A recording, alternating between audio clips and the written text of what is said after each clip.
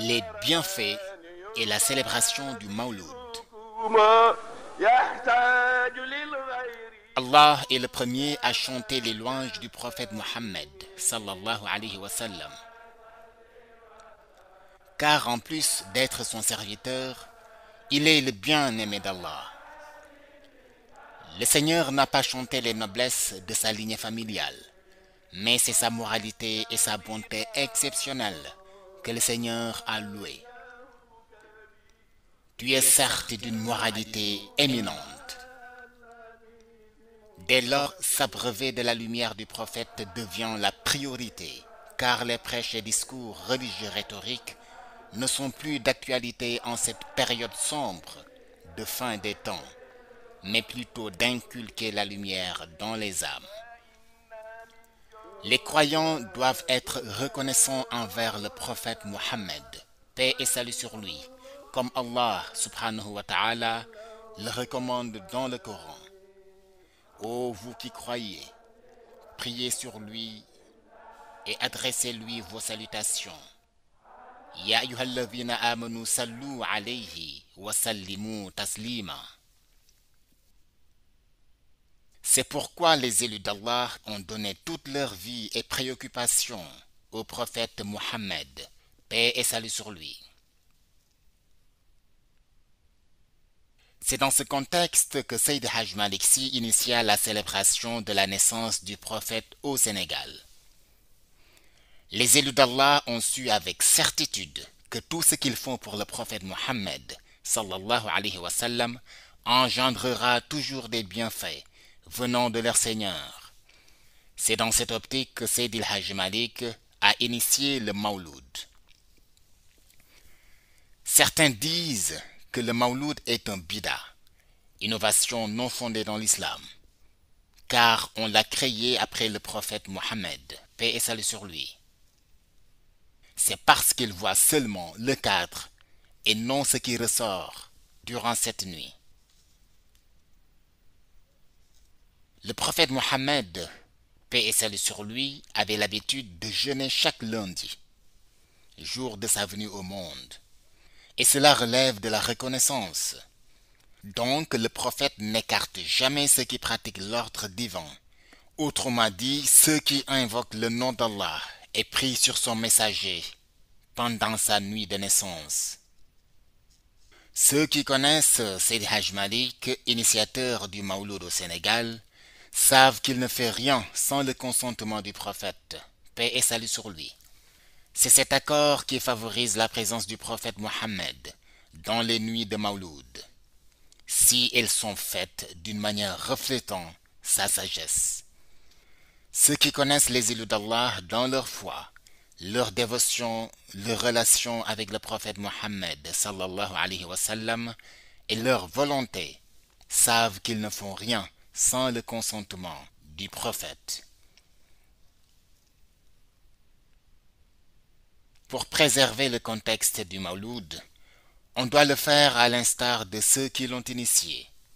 C'est une nuit qui facilite la communion avec le Seigneur pour celui qui veut méditer sur lui, et elle compte énormément pour le prophète de l'islam.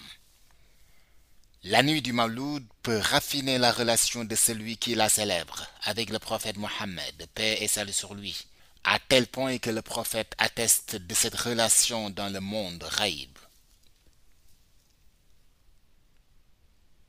La nuit du Mawlud favorise la rédemption du cœur de celui qui la célèbre, lui permet d'avoir la rémission de tous ses péchés et lui procure d'innombrables bienfaits. Le croyant doit célébrer le Mawlud dans un cadre bien déterminé pour favoriser la présence du prophète Mohammed, paix et salut sur lui, dans les lieux.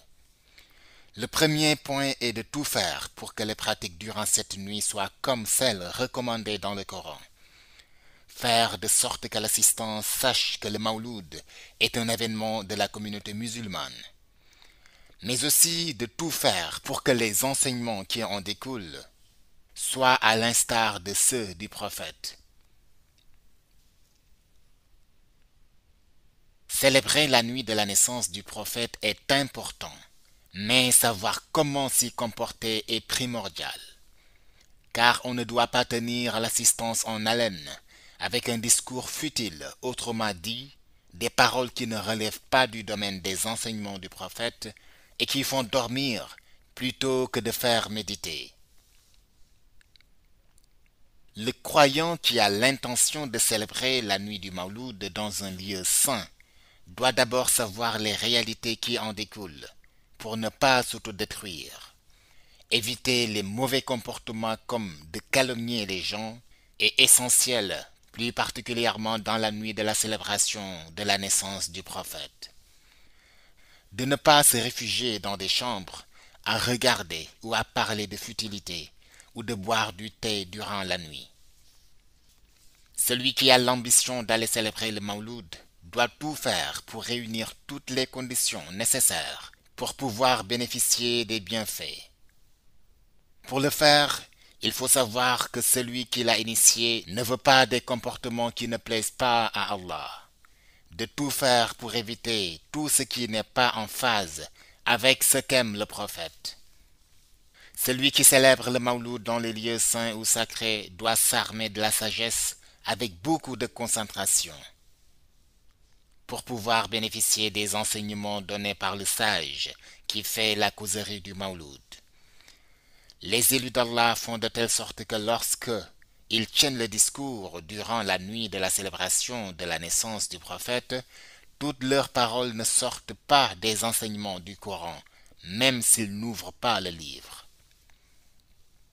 L'organisation de la cérémonie officielle est dans le but de mieux respecter la nuit du Mawlud, car cette nuit est strictement réservée au prophète Mohammed et ses enseignements. De ce fait, cette organisation, cérémonie officielle, permet de pouvoir recevoir les autorités politiques ou les autres personnes afin de mieux respecter les conditions de cette nuit. La réalité du Mawlud plonge la personne dans la sagesse du prophète, paix et salut sur lui. Les sages célébraient le Mawlud pour vivifier la lumière du prophète dans les âmes de leurs disciples. C'est ce qui fait que Seydi Hajj Malik n'attendait pas la nuit du Mawlud pour commencer la célébration. Mais il l'a débuté le premier jour du mois de naissance avec la récitation du Bourde de l'imam al-Busayri, et ainsi durant tous les 10 jours qui précèdent la nuit de la naissance.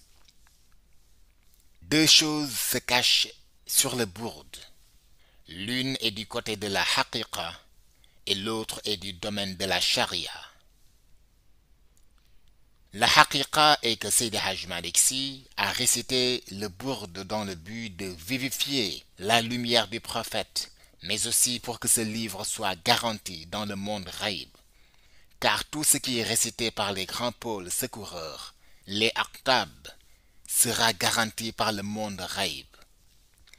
Célébrer la naissance du prophète n'est pas un bida, comme le prétendent certaines personnes peu instruites. Si elles savaient vraiment les bienfaits qui découlent de ces 10 jours de Bourde et de Mawlud, elles feraient tout pour les célébrer. Les bienfaits qui se trouvent dans le Mawlud dépendent de deux choses, de l'intention de celui qui célèbre la nuit et du thème que le conférencier doit développer. Toute défaillance conduit à l'échec de cette mission. Si le croyant qui priorise la célébration du Mawlud a des empêchements pour aller la fêter dans les lieux saints ou sacrés, il peut prendre son chapelet et psalmodier la Salatul Fatiha.